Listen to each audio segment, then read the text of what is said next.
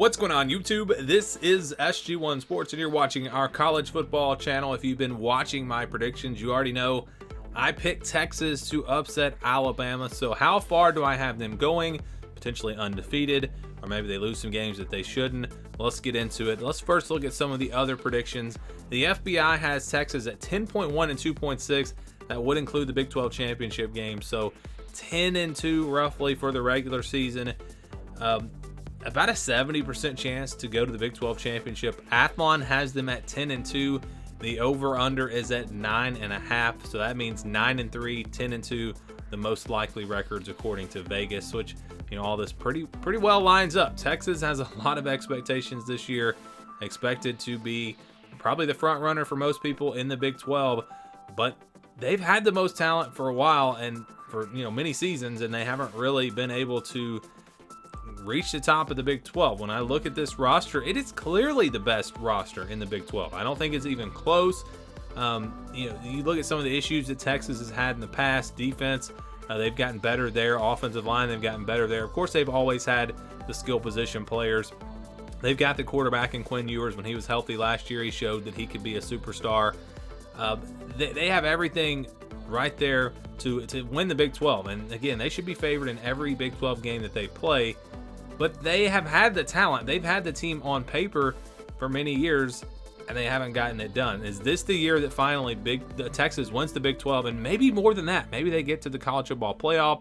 Well, let's get into the game-by-game predictions.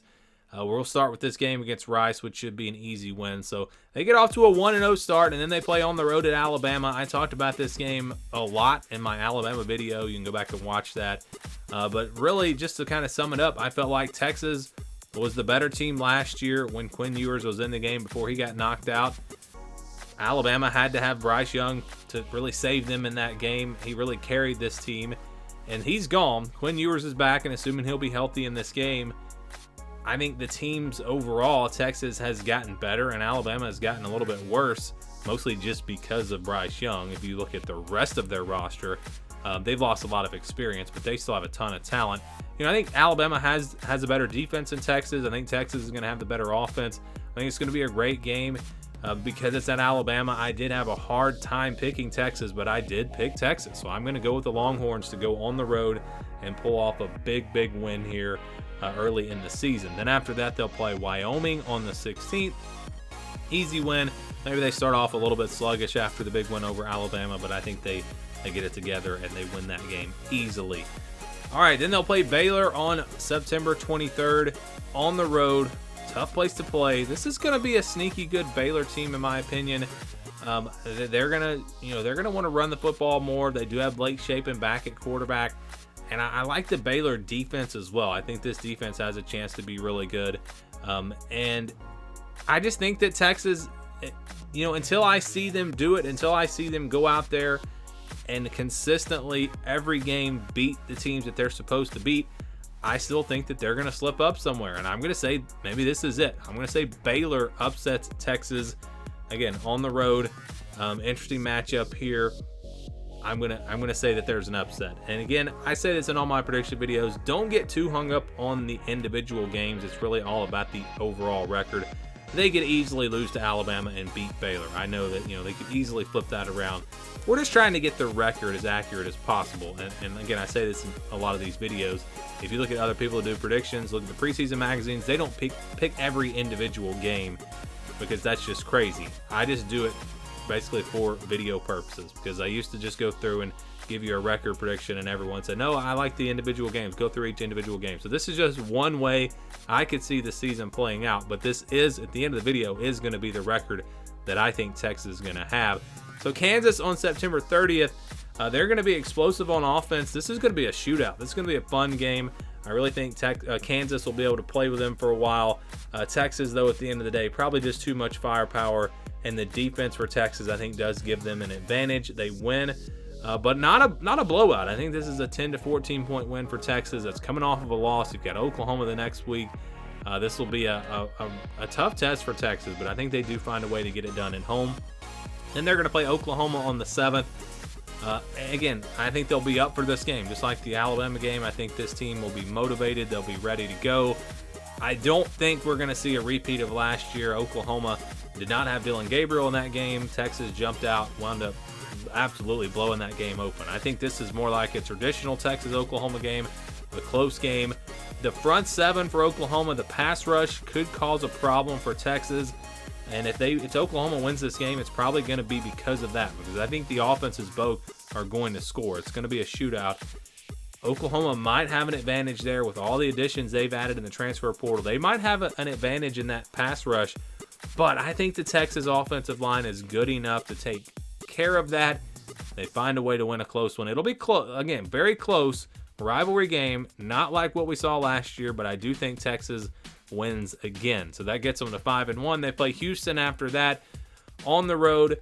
You know, this is a Houston team that I don't think is going to be ready for this type of matchup. I just think Texas is the superior team.